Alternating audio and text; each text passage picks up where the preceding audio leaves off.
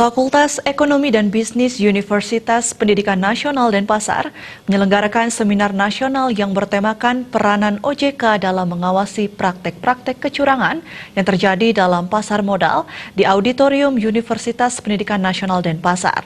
Seminar nasional dihadiri oleh anggota Komisi 11 DPR RI, Tutik Kusumawardani.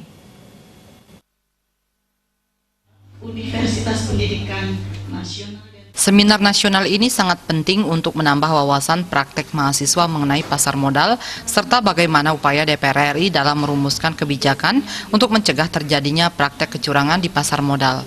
Seminar menghadirkan 3 narasumber, yaitu Kepala Bagian Pengawasan Pasar Modal dan Bank Ferdinand Sukatendel, Kepala Subbagian Edukasi dan Perlindungan Konsumen OJK Regional 8 Bali dan Nusa Tenggara, I Gusti Bagus Adiwijaya, serta pimpinan cabang Philip Securities Bali, Ana Agung Ngurah Cahaya Pramananda. Dekan Fakultas Ekonomi dan Bisnis Undiknas Denpasar, Luputu Mahyuni menyampaikan tujuan dari seminar nasional untuk memberikan pengetahuan mendalam terkait bentuk praktek kecurangan dalam pasar modal. Kemudian antisipasi dari sisi regulasi sehingga bisa terhindar dari praktek kecurangan tersebut. Kemudian OJK sendiri agar bisa menjamin para investor yang menyimpan dananya di pasar modal agar selalu aman.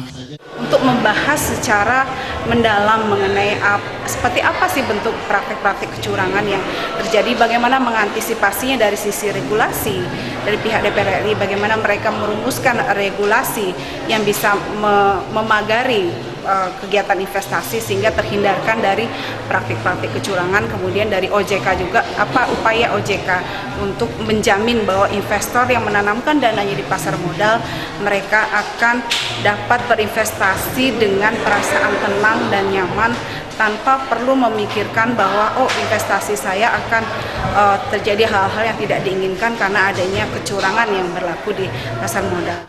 Sementara anggota Komisi 11 DPR RI Tutik Kusumawardani menginginkan dapat membentuk generasi muda yang cerdas dan berkualitas. Dirinya telah terjun langsung ke kampus-kampus untuk memberikan pengetahuan dan pencerahan tentang perekonomian di Indonesia.